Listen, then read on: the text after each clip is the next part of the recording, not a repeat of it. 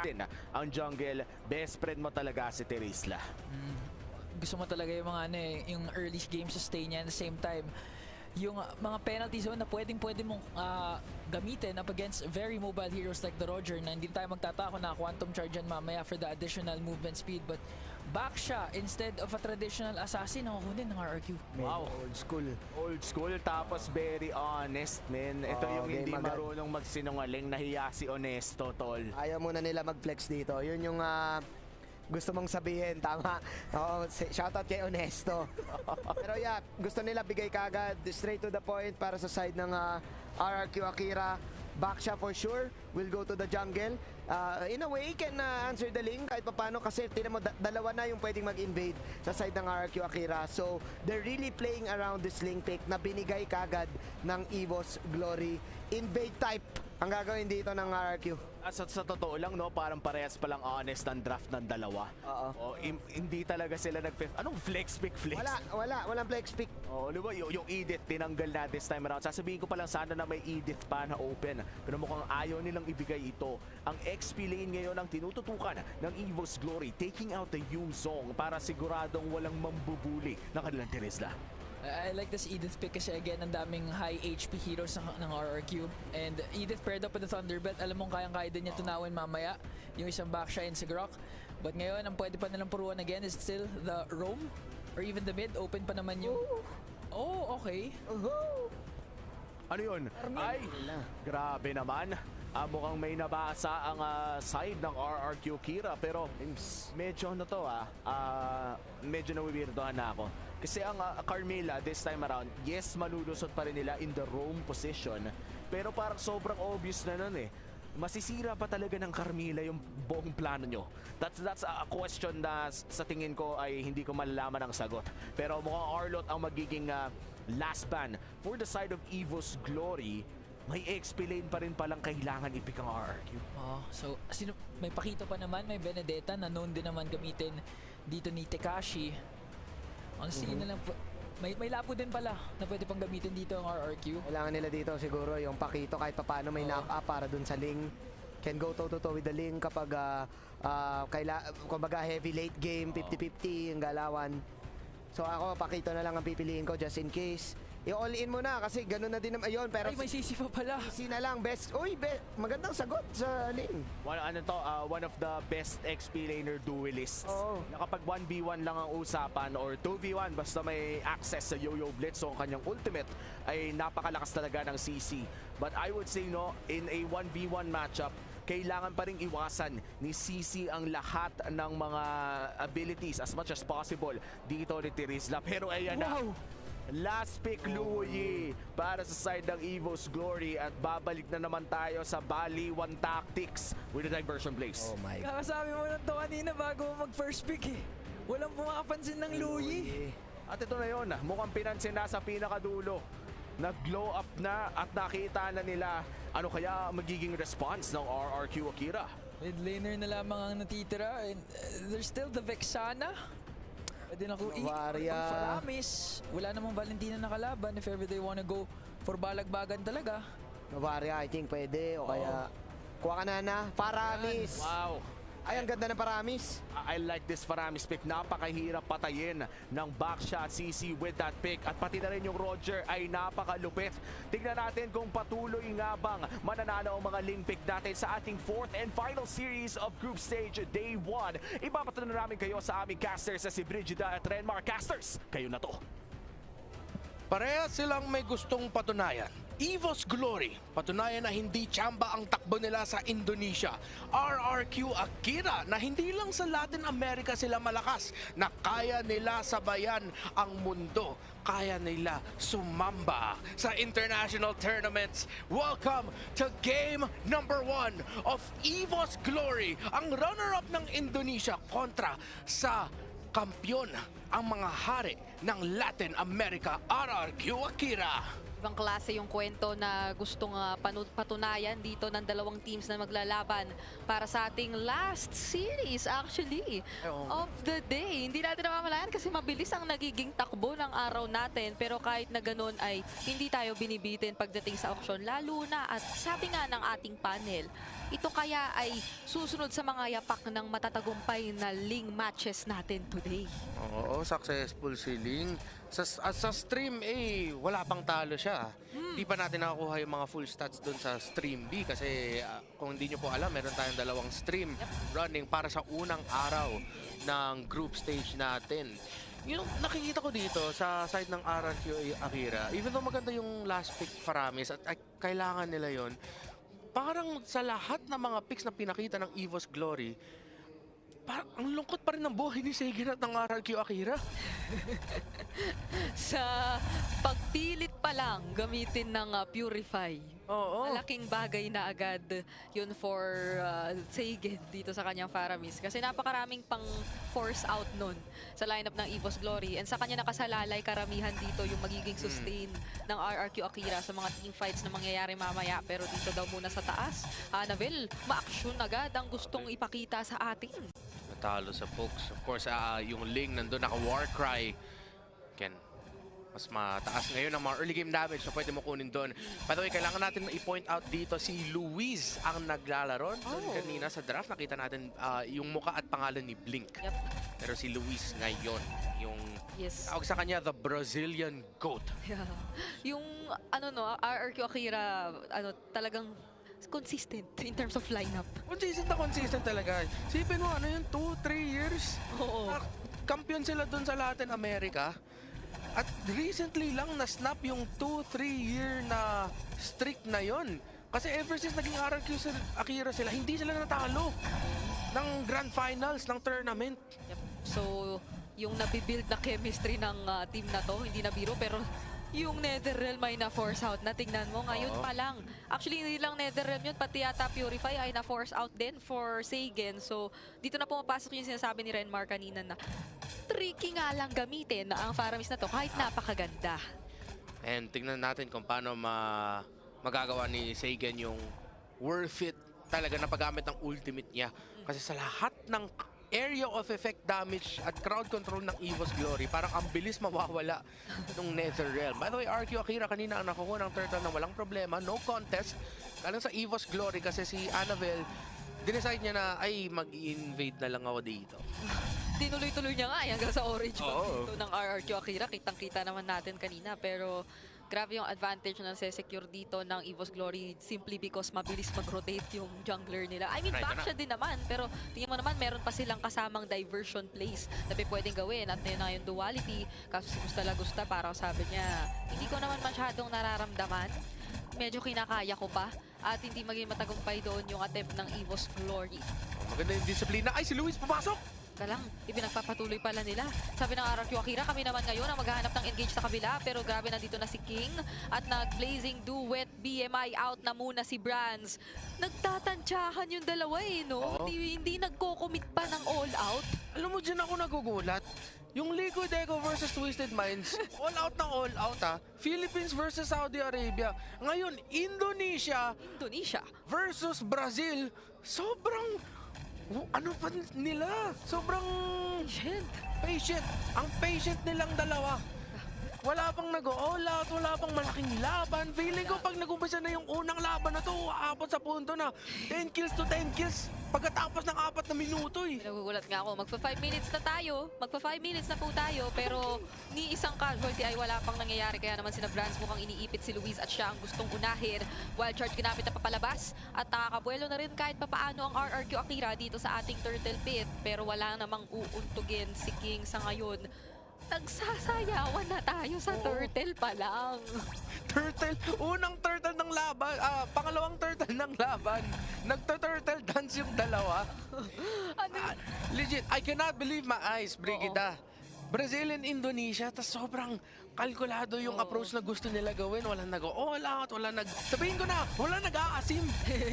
Very stark difference yung contrast nung third and fourth series natin ngayong araw.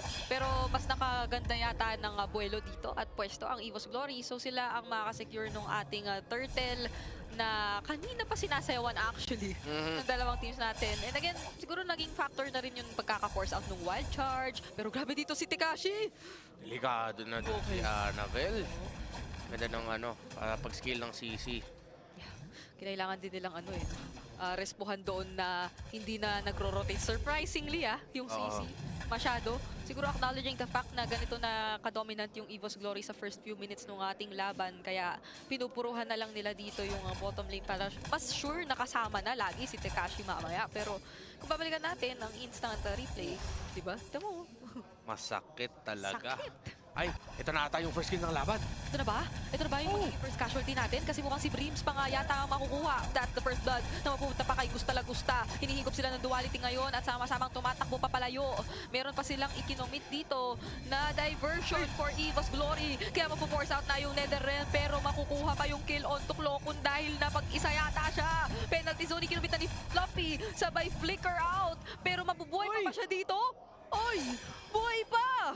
Buhay pa doon. Si Gusto nakita mo yung thought process niya. Guys, gagamitin ko ba yung like and pounds ko dito? Kasi yung skill ni, yung revenge strike ni Terizla, isang tama na lang, ma-receive ni Gusta Lagusta, mahuhuli siya doon, mapapatay siya doon. Kahit na meron na siyang wala pa siya kasi ng lifesteal. Lifesteal. Nag-iipon pa. Nag-iipon pa. Sa sobrang wala tayong nakikitang aksyon. Parehong nag-iipon pa yung kabila ang teams natin. Actually, surprising no, na RRQ Akira nga yung nakauna ng Torre. Pero maiintindihan mo kasi yun nga yung pinanindigan nila. Since wala naman sobrang nangyayaring aksyon, hindi sila pumapalag ng sobra. And speaking of, for the second time around, grabe naman netong si Tekashi. Pero sa taas! Oy, yun lang. Si Gusta Lagusta ang nahanap dito ng EVOS Glory. Isang napakagandang pick-off for them right before the turtle. Pero malayo yung kanilang jungler. And makukuha ng RRQ Akira yung last turtle natin. Pero Dreams, nagsisprint na yata siya. Ay, nag-wild charge na din dito si Luis. At mukhang ngayon, mabubuhay pa si Dreams dahil iniikot ang RRQ Akira isa-isa ng duality. Revenge strike nandun na din pero hindi na nga hinintay yun ng EVOS Glory. King is down at doon na nagtapos yung medyo napahaba nating teamfight. Pero habang pag humaba pa yung laro na to, oras yun ng EVOS Glory na-point out ng panel natin na magaling sila mag-comeback. Dahil para sa EVOS Glory, late game ang mga gustuhan nila dyan. Brands Onaklod, signature para sa kanya, RRQ Akira, at some point kailangan na nila mag-umpisa ng mga laban na kahit hindi natin iniisip na pwede lumaban doon, ilaban na nila. Kasi pag tumagal pa yung laban na to, masaya ang EVOS Glory. Daan na sa gulat Sabi ko sana daan na sa glory.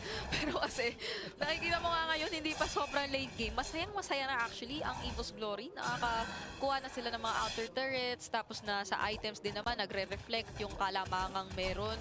Mga heroes nila. Particularly doon sa jungler, no? Siguro doon lang nagko-compensate sa XP lane yung RRQ Akira ngayon. Kasi maganda talaga yung nagiging advantage ni Tekashi. Yes. Not just sa lane, but even dun sa kahit sinong makatapat niya, actually parang ayaw mo siyang i-take on a one-on-one. Tama. Kasi ganun talaga yung strength ng CC Mas taas yung damage niyan. Yeah, and dating sa one-on-one, si Tekashi talaga yung magiging problema ng EVOS Glory sa bandang dulo, sa late game. Kasi sila lang yung may vengeance, yung reflection na pwede niya ibitaw pag nag-blazing to wet yung Lord. Oo, masakit yun Pero mas masakit yung kinahaharap ni Fluffy ngayon. Biruin mo, 4 na miyembro yan na 5 pa nga yata na minake sure na mapipick off doon yung XP laner dito ng EVOS Glory. At napaka-timely nun, Renmar. Saktong-sakto yung panahon na yun kasi walang EXP laner para sa EVOS Glory. Mas mahirapan sila mag-Lord. Lamang ang RQ Akira dito pero EVOS Glory mukhang minamatan nila yung contention. Gusto nila lumaban. Penalty zone ang nawala dito for EVOS Glory. Set up sana yun or pang counter engage. Kaya naman mukhang ngayon RRQ Akira ang nakakalamang sa zoning. Pero si Dreams para bumibuelo din Hintay niya yung tamang pagpakataon at ayun na nga ginamitan niya na. Dito na implosion. Saktong-sakto si King at hindi na nakapag-retry pa. Kapalit nun yung buhay ni Dreams at mukhang makakapag-diversion out pa si Klokun. Hindi na. Pero the rest of the members of EVOS Glory naman ay makakatakbo pero may clutch wild charge naman si Luis na hindi mafa-follow upan. Medyo miscommune sa RQ Akira. Si Luis, ginamit yung full combo. Maganda yung nahuli niya pero hindi. Na-follow up nga ng RRQ Akira. EVOS Glory, ang ganda nung ginawa nila doon kung saan nung nakita na palado na si Link. Kasi of course, si Baksha, habang tumatagal yung sayaw mo sa Lord, mas sumasakit yan. So yun lang yung hinintay ng Evo's Glory. Tapos sabi ni Dreams at ni Annabelle, sige pre, combohan natin do. Si Dreams nag-flicker, nag-ultimate, hindi nakapag-retry. Yung back siya. Yun nga yung alam mong gagamitin niya yung ulti niya sa hindi marami yung goal. Oo. Literal sa isang tao lang. Yung stun mo, retriko na typical kombong nakikita natin magmula pa ng MPL. Ipinakita siya sa atin ngayon ng Evo's Glory in a very tansyado man. Oo. Kasi- Very tansyado talaga. Oo, sobrang sinakto niya doon kay King. At hindi siya nakapag-ready. At si Annabelle naman, just in time, yung kanyang naging pag-commit doon. So, eto na ang mga nakakatakot pang aasahan natin sa Evo's Glory dahil nasa medyo 11-minute mark na tayo ng laban. Medyo Oo. mid-game na to. So, what more, di ba? Yung threat na pwedeng dalhin ng isang Louis na merong access na sa mapa ng RRQ Akira. Yeah, again, hindi ito yung timings ng RRQ Akira. Yung timing ng RRQ Akira, snowball yan eh. Oo. Snowball lineup. Pwede mo sabihin na hindi sila masyado naghanap ng play, pero ito, naghanap sila! Mag-engage na sila rito. Ano na yung wild charge? At kinakailangan tumakbo ngayon ng Evo's Glory pero napakaganda ng penalty zone na ikinumit doon. Kaya naman napigilan ang RRQ Akira. At yung Netherrealm ay na-force out now pero si Tikashi tumatrabaho rin na sa likuran. Kaso si Brands ay nawala. Kapalit naman ng dalawa from RRQ Akira. At mukhang makakaabante pa ang Evo's Glory kahit ba paano. But for RRQ Akira, basta maging consistent si Tikashi, nakakasabay talaga sila sa teamfight. Exactly. Ito yung sinabi natin kanina, yung CC na ito, siya yung sagot sa Claude, sagot kay Brands. Tignan mo, sinensor na nga, kasi nakita natin yung picture-in-picture para live yung nakita natin. Pero si Tekashi talaga, yung sagot yung vengeance niya, pag curtain call sa isa, yo-yo blitz, mahuhuli talaga dyan si Brands at madadali siya doon. So Evo's Glory, yun, mag-iba yung mindset nila na kailangan, guys, ingatan natin yung, alagaan natin yung Claude natin, dapat hintayin din natin yung pasok ng CC. Oh, parang di ko nga ma-imagine ngayon nung gulat siguro nararamdaman ni Brands na. Oo. Teka lang. Guys, tulong naman. Paano ba to? Siyempre yung iba niya mga kasama, nandoon na rin na nagtutulungan sa kung ano mang setup o engages yung ginawa nung mga taga-set nila. And at the same time kasi, di ba yung War Axe na-adjust din ngayon doon. So Oo. parang, ma-imagine mo ba yung dagdag sustain o damage na meron dito si Tekashi na naka-Brave Smite pa. Oo. So kung si Brands lang talaga ang sasagot sa kanya, mahirap yun kung mag-isa one-on-one. Basta one-on-one, ibigay mo na yata sa CC. Oo. Dapat si Brands hintayin niya yung pagpasok ni CC, tapos BMI out na kaagad eh. Yung hindi yung magbi-BMI para mag-poke, pero BMI para sigurado may takas na siya. Yup. At ginagawa ng Evo's Glory yung diversion BMI combo. Oo, para maklear lang yung minion wave. Grabe yung pag-manage nila at pag-slow push dun sa bottom lane. So RRQ Akira, paano kaya nila ito sasagutin? Kasi very, very low na ang Lord. Conceal, ginamit na Dreams. May hinahanap na naman. Dinozone out ni Luis. Pero mahanap niya ba yung kanyang target? It's going to be King. Implosion, ikinumit na nga once again. Ito na naman yung stun mo. Retrico combo. Papasok na ang Evo's Glory ngayon. Pero maganda yung naging sagot ng Netherrealm. Kaya naman si Gusta Lagusta, iniisa-isa na rin yung Evo's Glory. Kaso binawian din siya. Ngayon din, nahigop ng diversion. Pero makakabawi pa ba kay Clocon? Mukhang mapapaligtad pa ang sitwasyong ito. Annabelle, kinukulang na energy. At iingatan na lang niya ang kanyang sarili. Hindi na i-engage doon si Gusta Lagusta. At mahalip si Tekashi pa. Yung kamuntikang makahanap sa kanya. Ang daming muntikan ang nangyari doon. Pero isang sigurado para sa Evo's Glory, sila ang nakakuha ng Lord. So kailangan mag-manage ng minion waves at ng Lord push yung RRQ Akira sa taas. Hindi sila makakakuha ng Torre. Muntikan na nakakuha ng Maniac. Baka Savage pa nga para kay Gusta Lagusta. Pero pagkatapos ng lahat nun, Evo's Glory pa rin ang may control sa mapa. Respect yun from Annabelle. Parang actually feeling ko gusto niya sanang talunan Oo. Attempt na talunan na rin. But you cannot take away the fact na yung shields kasi na-clutch din baka ma-generate pa dyan ni Gusta Lagusta. Oo. Baka mabitin ka. Tapos mapaligtad pa yon. And now, dahil nga naman ay naging maingat na lang siya, hindi pa nabibigyan or na-shutdown si Annabelle dito. Shutdown na to kasi kahit ano sabihin natin, 5-0 na yung kanyang current standing on the link. So, full item na rin pala Yes. etong si Annabelle sa kanyang link. Oh, full damage. Sobrang sakit na niyan. Sakit actually nung item build niya dito. Pero uy. Sakit ng pokes. Clutch penalty penalty zone, ikinumit. Netherrealm, nandiyan na rin, pero na-cancel out agad. Sabi mo nga yung mga AOE ay napakalaking problema dyan. Pero si Tekashi ay medyo naharangan. Tapos sabi ni Annabelle, ako na yung bahala sa kabila. That's a shutdown para kay Gusta Lagusta. Si Tekashi din, 3 ang kinailangan para sumagot. Pero nonetheless, 3 for 1. Yung nakita nating trade doon. Binawian ka agad ng EVOS Glory. Yung ginawa ng RRQ Akira sa kanila kanina. Na-split yung laban kasi si Tekashi. Trinabaho niya yung gusto niya kailangan at gusto niya gawin na hulihin si Brands. Muntika na nga, pero nag-iba na nga yung approach ng EVOS Glory. Di ba sinasabi natin kanina sa EVOS Glory, alagaan niyo yung Claude nyo. Ngayon, inalagaan niya talaga si Brands. Nila si Brands. May nagbantay na. Dalawa na yun, ha? Si Dreams and si Klokun. Oo. So, pwede mo nang i-expect siguro na magsasama-sama yung tatlong nakikita nyo sa mid. Magiging ano na yan, body-body system na sila. Oo. Sa mga susunod na minuto mula pa natin. Pero speaking of, uy grabe, inuntog doon ni King, mag-isa siya rito. Si Kloko nang tinry hanapin. That's a retry na kinomit. Delikado. At mukhang nahanap sila ni Dreams. Meron naman siyang immortality dito at na-force out na yung Netherrealm. Napakagandang impormasyon nun para sa EVOS Glory.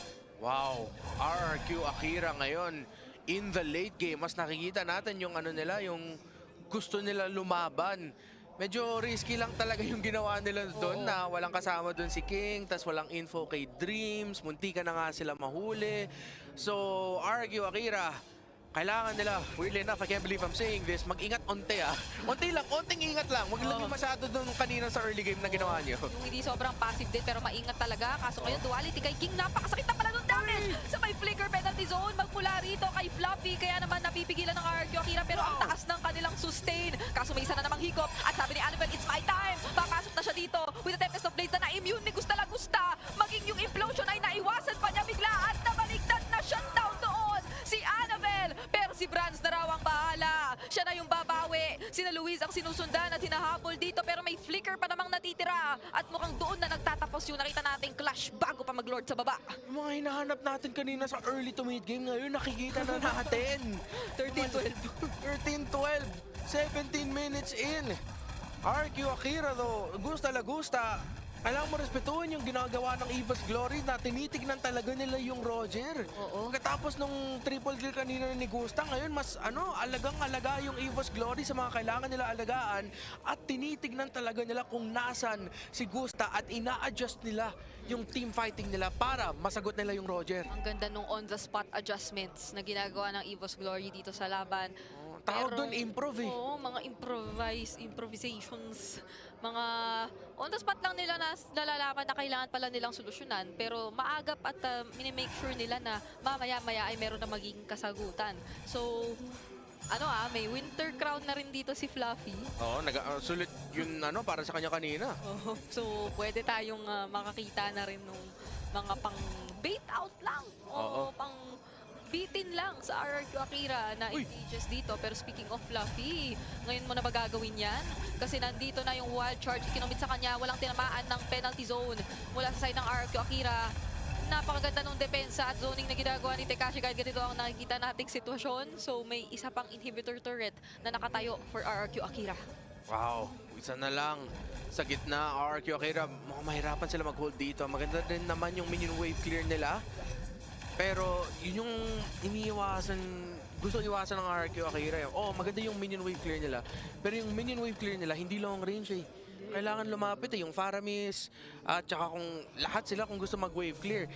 Tingnan mo si Dreams doon kanina, parang tinitigan sila lahat eh. Like, sige, gusto mo niyo mag-wave clear?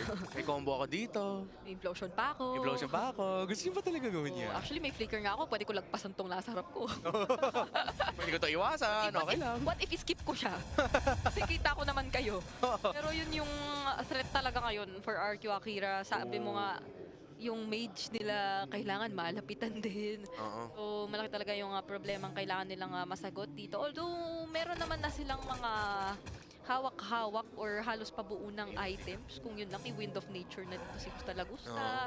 May mga immortality na nga din eh. Kasi nasa 19 minutes na pala tayo. Oo, wala nang nagsapatos. Si King, delikado to Bahan nga ba? Uy, bula sa likod! May wild charge ng bula kay Luis. Pero sasapat ba yung damage nila? Hindi pa nga nakukomit yung Netherrealm. Tekashi, tinry na nga i-access agad yung backlines. Pero nandoon yung penalty zone na ikinumit na ni Fluffy. At mukhang sumapat pa. Netherrealm, naubos na. Pero very timely yung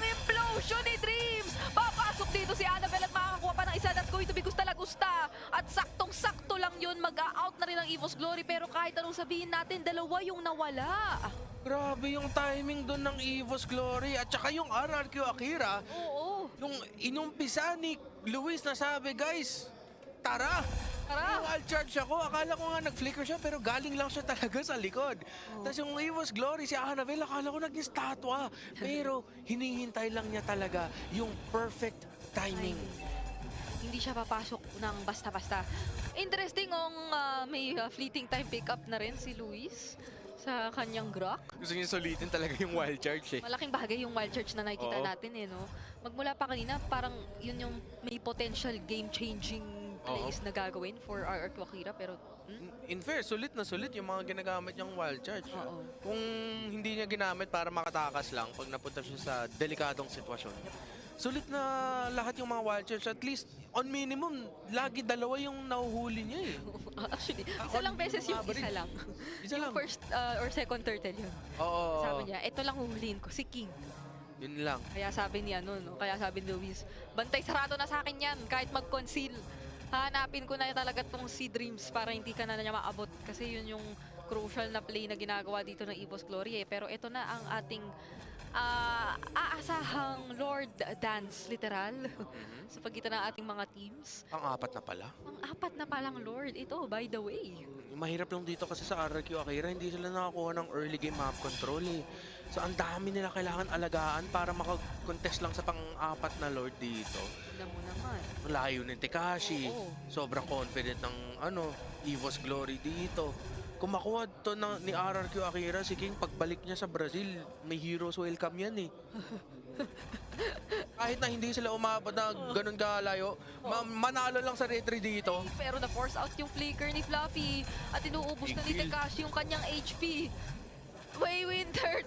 May winter crown na ginamit dun si Fluffy. Meron pa pala yun. Okay. Okay na force out, so alam Force nila. Kailan kaya gagamitin yung Kasi yung Winter Crown ngayon, hindi ini-interrupt yung skill eh. Ay, oo nga pala yung skill ni Terizla. Iniisip ko yung niya, yung hammer, tawag ko doon hammer time eh. Yung hammer time niya, So, na ma-Winter Crown, pero kailangan mo pala pindutin. oo, hindi pa rin pwede. Ano yun, inaangguluhan kasi yun eh. Pero kanina yung ginawa niya, yung Oo. pag-set niya, yung sinasabi mong bait place, Oo. magsiset siya, tas Winter Crown ka agad. So, yun yung nakita natin. Doon sa may purple. Yun. Doon sa may purple yun nangyari. Pero ngayon, hindi na yun mangyayari for the next few seconds kasi na-force out nga siya ng RRQ Akira. Pero diversion, saan sila dadalhin? Ay! Si Tekashi! Si Tekashi yata yung kanila magiging target. Kaso naiwasan. Okay, kailangan dito mag-respond ng RQ Akira kasi alam nila dalawang miyembro ng EVOS Glory. Wala malapit dito ha. Pero hindi sila makahanap ng play kasi si Fluffy at si Clocon maganda rin yung pwestuhan nila. Ingat din. Sabi nila, sige, hindi man kayo magtagumpay dyan. Okay lang, magiging Ang sakit! kami. Pero ang sakit ng vengeance dito na ginamit ni Tekashi. Tatlo na rin pala yung miyembro ng RRQ Akira na nandito para rumespo. At Yung si kinakailangan Franz! ng tumakbo ni Franz. Paano siya makakatakas dito? Winter Crown, ikinumit na. Nandun na rin si Dreams. Mahuli ba ang mga miyembro ng RRQ Akira? Mag-out na lang. Ang bilis naman ng respo ng magkabila ang kupunan natin. Winter Crown blazing duet para hindi mahuli dun si Brands. What a call! Coin flip Brands, tinatawag sa kanya. RQ Akira gusto pa nila lumaban, gusto nila lumapit sa Lord. Ito na naman yung pagkaka-force out ng Winter Truncheon pero napakaraming oras ang nabili noon para sa EVOS Glory. Nasa kanila na ngayon ang Lord at ang RRQ Akira. Gusto na ngang makipagpalitan pero si King pa ang unang tutumba. Dalawahin mo na dahil kasama si Gusta Lagusta. Tatlo ang tumatakbo para sa RRQ Akira at kinakailangan na nilang ingatan ito kasi ito ang tatlong dedepensa sa potential na Lord Siege na gagawin ng EVOS Glory. Baka maging dalawa pa kasi si Tekashi na habol nila. Tekashi, makakatakas ka pa ba? Hindi nahabulin ng RQ Akira. Pero sobrang pulado na siya. Yung Torres sa gitna ay mawawala. EVOS Glory, eto na ata ang panahon nila. Nandito si Clocon, siya pa ang humaharap. At may wild charge pang natitira. Sasakto yun kay Brands. Pero penalty zone. Saktong-sakto rin sa dalawa. At mukhang hindi nasasapat ngayon yung depensa ng RRQ Akira dahil EVOS Glory ay kumakatok na sa base nila. And they will take the first game. Matagal